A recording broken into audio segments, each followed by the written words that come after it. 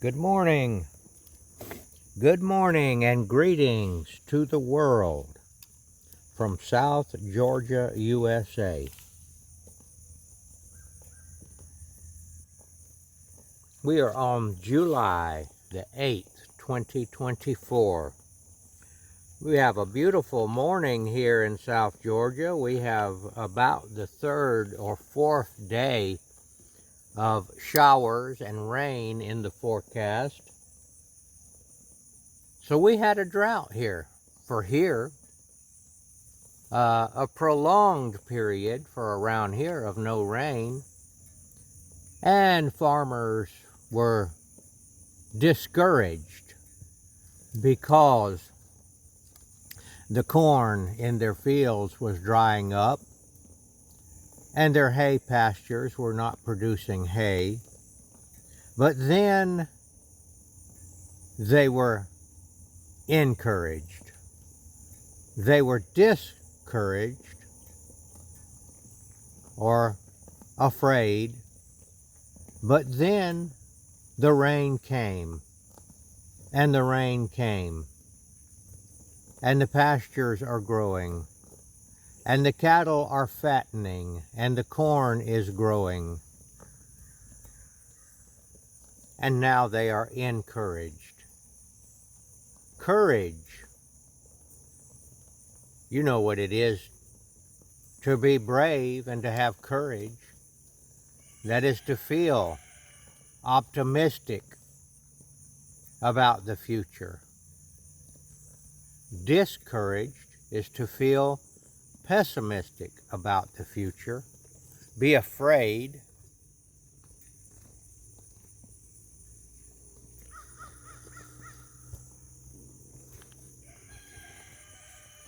Well, that is God's way.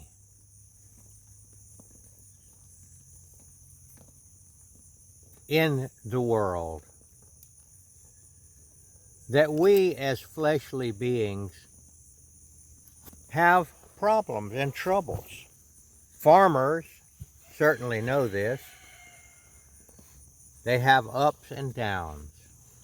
Well, I've got some good news here on the 8th of July, 2024, that whenever we have droughts in our life, illnesses in our life, setbacks in our lives, there will be a turnaround in the future. Now, it'll be on God's timing. It may not suit you. Some of the droughts that are going on in the desert, in the Sahara Desert, for example, have been going on for, what I'm told, for 3 or 4 or 5,000 years. But before that, they were a nice, flourishing savanna land, filled with antelope and buffalo and even elephants. But now, there's a prolonged drought there. But it will change. There will be rain coming to the Sahara Desert. But that'll be in God's timing. Now, around here in South Georgia, we are in a region that is considerably well watered compared to Arizona, for example. But we have our droughts. But then it rains. And so it is in our lives. We have discouragements, illnesses, financial setbacks, relational setbacks, but those will eventually turn around. That is the way that God designed nature or you might say the fleshly world. But like I said, it's in God's timing. And that's where patience comes in.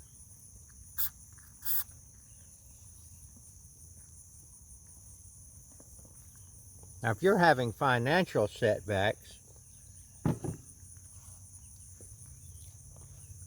but it's caused by your own self, maybe you're lazy.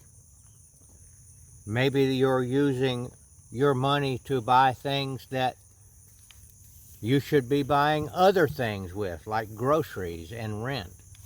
But you're using it for gambling and for entertainments and indulgences of the flesh.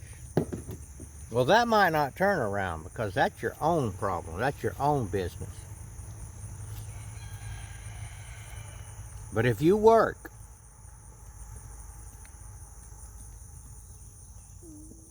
the diligent man will become prosperous, and the lazy man will become poor.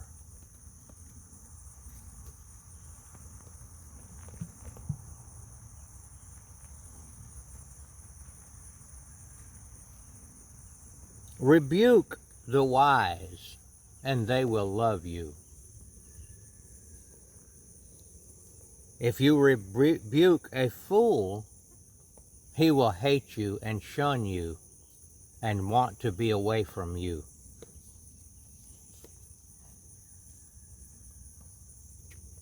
Now, a man reaps what he sows. If you sow a field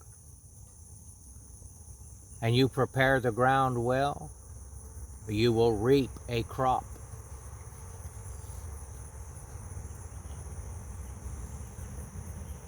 But if you don't sow your field and let the weeds grow up, you will reap no crop.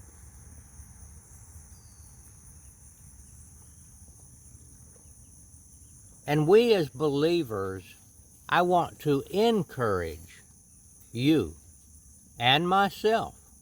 Everything that I say is taken from my own experience and my own life. When I talk about a lazy man, I'm talking about myself. When I talk about a man sowing or not sowing, I'm talking about myself. I'm learning from experience, years of experience. Sow to the Spirit. A man reaps what he sows. So if you sow to the Spirit, and I'm going to get to how you sow to the Spirit, but the other end of that is sowing to the flesh. The flesh is hungry for pleasure, for food, for many of the pleasures of the flesh. Yeah, I don't have to name them. You know what they are. Stimulations of the flesh. Sowing to the Spirit now is the opposite. That is, honestly, denial of the flesh. For every denial of the flesh, I'll give you an example. Instead of 2 cups of coffee, you cut it down to 1. You have denied your flesh.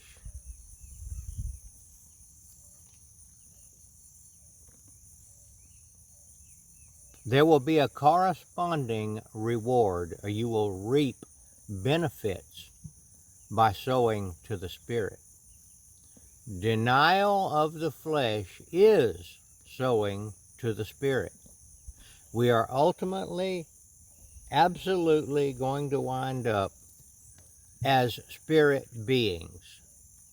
That is our reason for being here in this dimension, the dimension of the flesh. Flesh and blood cannot inherit the kingdom of heaven.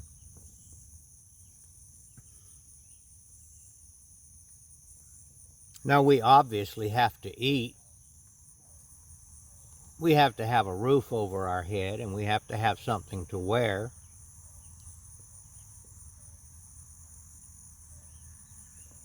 Now, there's a lot of people out there in the big cities that don't have those necessities. They have very little food, they have cardboard boxes for shelter, and they're wearing rags.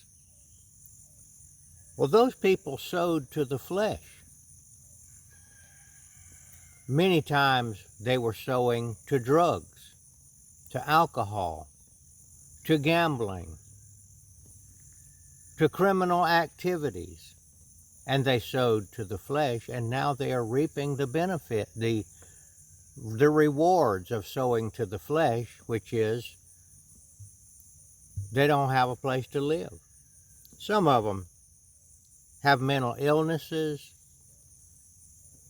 and I wouldn't say it's all, I'm not trying to say all the homeless are bad people that have, but by and large, that's the problem. If you go back and trace it back, many times it is drugs. But those drugs give them a false feeling of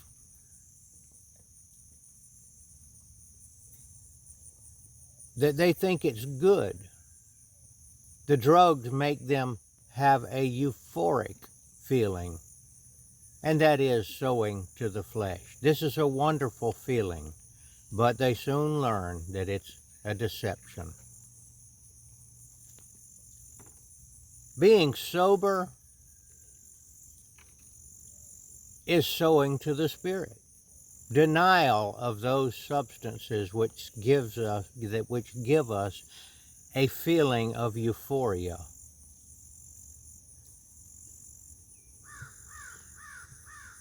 If you sow to the spirit of alcohol, you're going to harm your body. You're going to reap what you sow. Everybody understands these principles. Sowing to the Spirit is denial of the flesh. Not complete denial. You still have to eat. You still have to have a roof over your head. You will get ill if you get rained on all the time. You will be more prone to get diseases if your body is not sufficiently fed. But in our culture, food, the fleshly desires are readily at hand. Even if you don't work with your hands, you can still get a hold of food because of the government programs. It's not good food, but it's food, and it will satisfy and get you addicted. Many of those foods have addictive substances in them, like refined sugar, refined fake oils.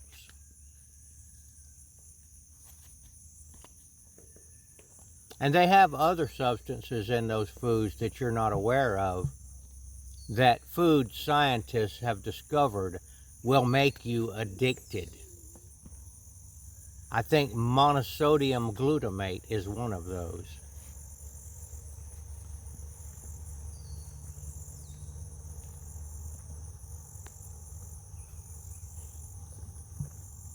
I want to encourage today to the believers and frankly the non-believers that may be listening that we deny the flesh and we will reap a benefit.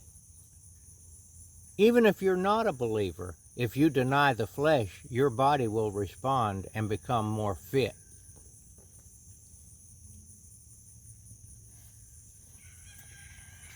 Denial of the flesh is called fasting. That would be fasting from food, fasting from other fleshly pursuits, fasting from television, fasting from listening to the news every 5 seconds, fasting from gossip, fasting from pornography. You've got eyelids. You can use them.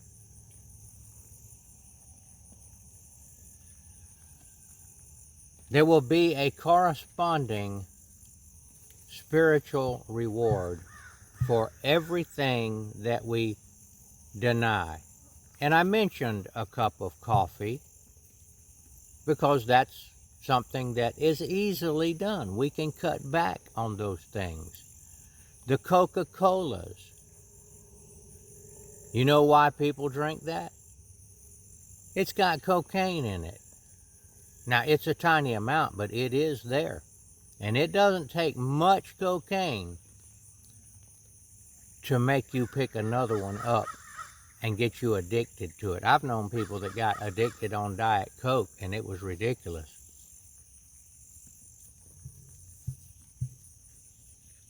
I'm not saying you need to go on a 21-day fast. Very few people are fit enough to do that. But you can definitely cut out certain things that you know are bad for you, and let's start with white sugar. That's the cocaine. You notice it's the same, it's a white powder like cocaine. It may be actually more addictive than cocaine. I don't know, I haven't tried any cocaine, thank God. But to tell you the truth, I really have, now that I think about it. Guess what lidocaine is? Have you had any lidocaine shots? Guess what Novocaine is? That's cocaine. So I have had it before, and for medical purposes, when the dentist worked on my teeth, but not enough to get addicted to it. I wasn't aware that that's what it was.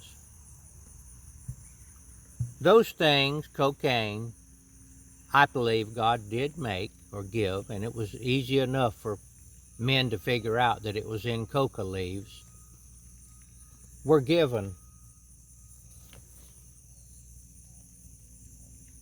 for medical purposes.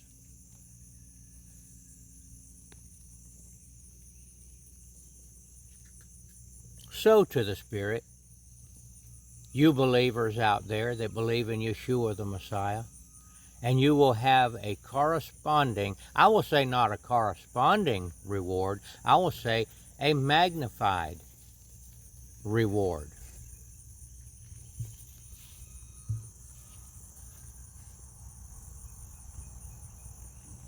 Sow to the Spirit, deny the flesh.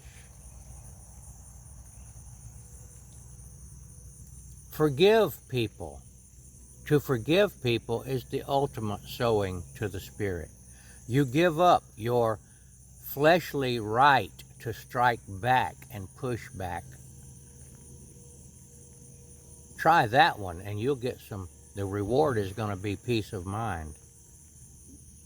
Forgive those who trespass against us as we forgive us, Father, our trespasses, as we forgive those who trespass against us.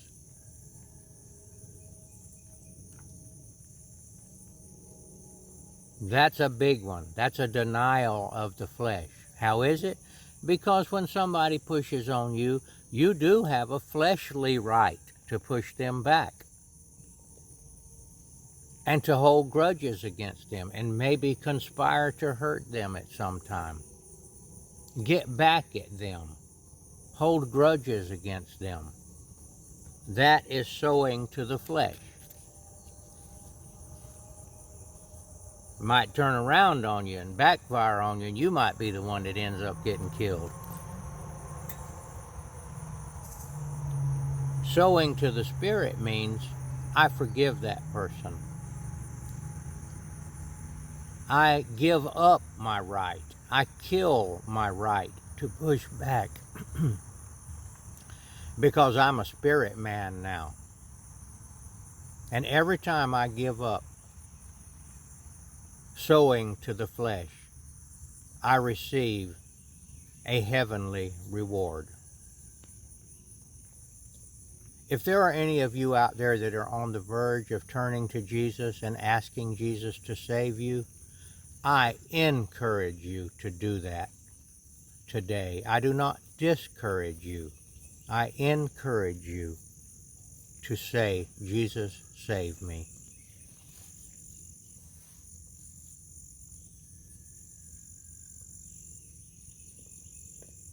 Knock and the door will be opened. Jesus will open the door and let you in and welcome you home. All right, that's my message for today. And the title of it is Encourage or Discourage. All right, let's say the Lord's Prayer. And I would be very happy for you to say it with us. Our Father, who art in heaven, hallowed be thy name.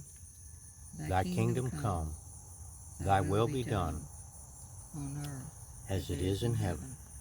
Give us this day our daily bread, and forgive us our trespasses, as we forgive those who trespass against us. Lead us not into temptation, but deliver us from evil. For thine is the kingdom, and the power, and the